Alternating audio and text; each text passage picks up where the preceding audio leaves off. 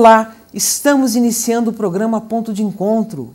Quais são os seus objetivos para os próximos 10 anos? Comprar uma casa, trocar de carro ou acabar com a dívida do cartão? Independente da sua meta, o importante é aprender a planejar o futuro financeiro. Uma experiência com alunos do ensino médio está mostrando que isso é possível. Acompanhe alguns resultados. Ampliar o nível da educação financeira da população brasileira.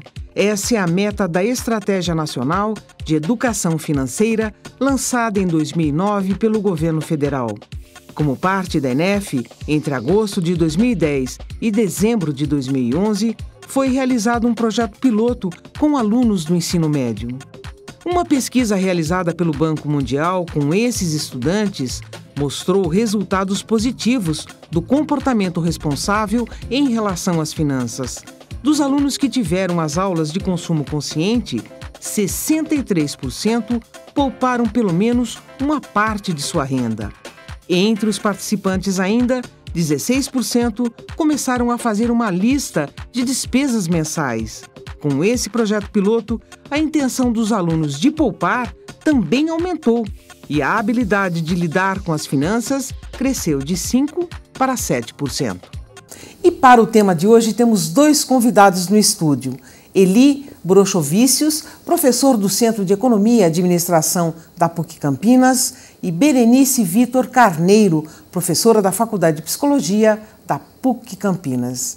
Obrigada pela participação de vocês. Se para adultos já é difícil manter essa saúde financeira, para as crianças muito mais. Como lidar com essas crianças? Como ensiná-las a manter essa saúde financeira?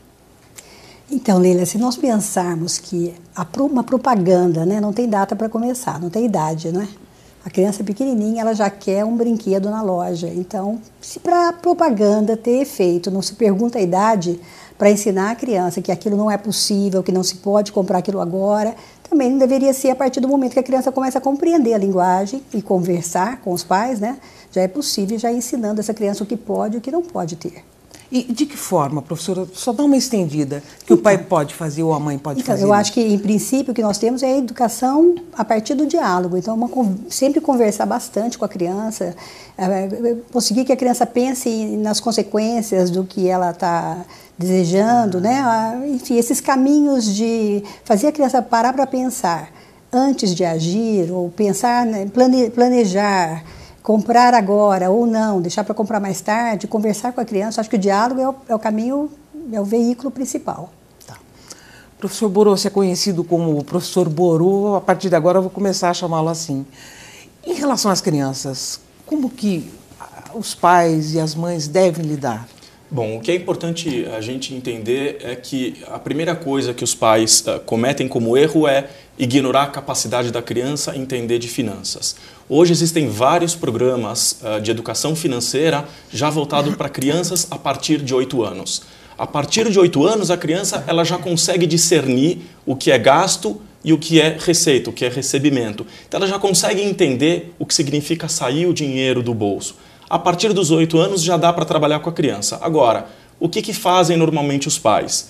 Eles colocam mesada para as crianças, mas a distância que existe de um mês para o outro é muito grande, a criança não consegue entender, né, esse tempo. Então, a nossa recomendação é que diminua o tempo trabalhando com semanada. Então, a ideia é sempre dar um pouquinho de dinheiro na semana, deixa a criança se organizar, porque é extremamente importante que ela faça o seu planejamento da semana e gaste o dinheiro dentro daquele limite.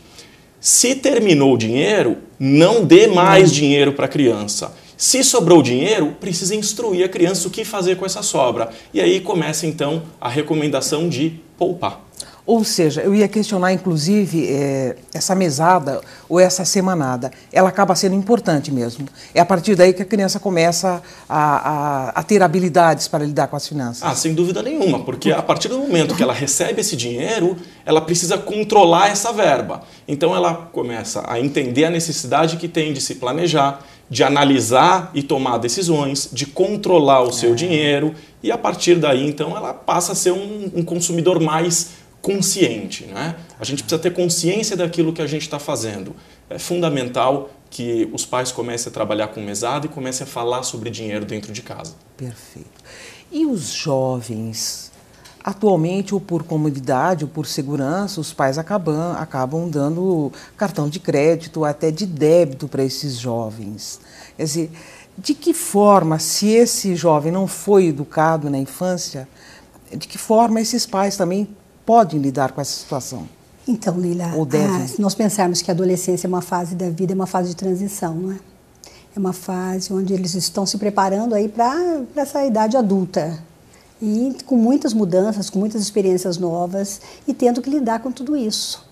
Então, muitas vezes esses jovens, nesse momento da vida, eles têm uma necessidade de autoafirmação, não é? Uma dificuldade com a sua autoestima, uma necessidade de pertencer a um determinado grupo, não é?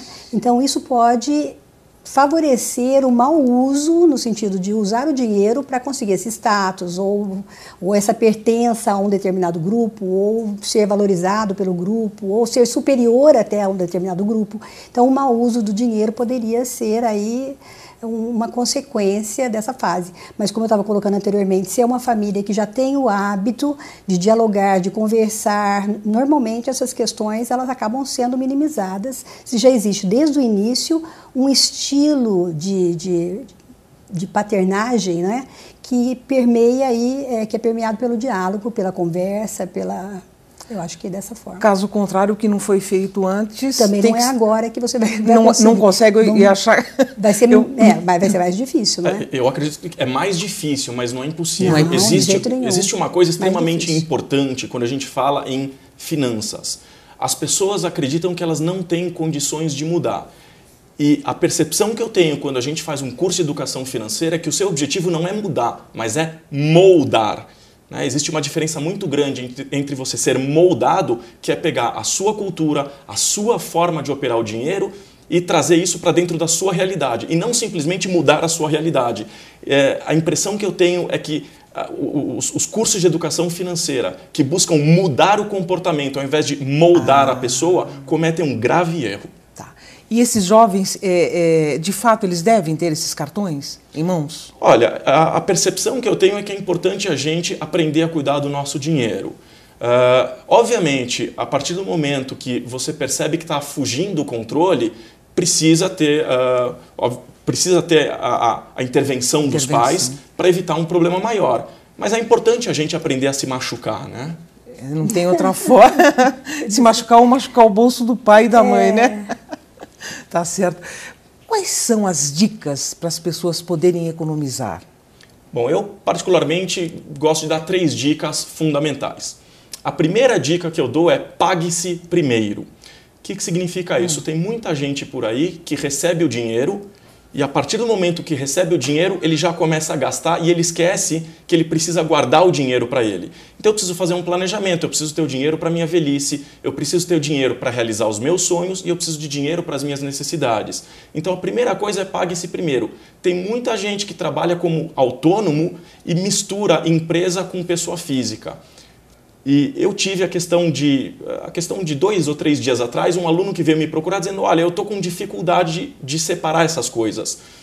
E a explicação que eu dei foi a seguinte, você tem a sua empresa, você precisa entender como funcionam as finanças da tua empresa e pague um salário para você mesmo. E aí você começa a se organizar de uma forma melhor. Então a primeira coisa é pague-se primeiro. A segunda dica que eu dou é sempre você se organizar e procurar sempre arredondar valores. Se você tem por exemplo, se você tem uma conta para pagar de R$ 35,15, põe na tua cabeça que você precisa pagar 40. Então você arredonda para cima. No momento da receita, arredonda para baixo. Supondo que eu tenha para receber R$ 645, põe na tua cabeça que você tem R$ 600 para receber. Essa forma de arredondar, receita para baixo, despesa para cima, evita que você tenha problemas financeiros. Terceira e última dica, é muito importante se planejar. Então, eu costumo indicar para as pessoas, 55% do teu salário líquido você deve separar para as suas necessidades básicas.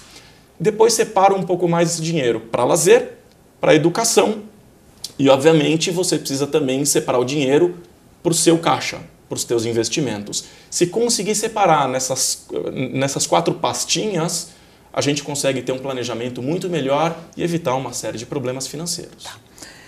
Você me falava de objetivo, que é uma palavra mágica dentro dessa história da educação financeira. Sem dúvida. Gostaria que você passasse. A questão do objetivo é o seguinte, quando a gente fala em planejamento, planejamento é traçar objetivos. E esses objetivos eles precisam necessariamente ser de curto, médio e de longo prazo.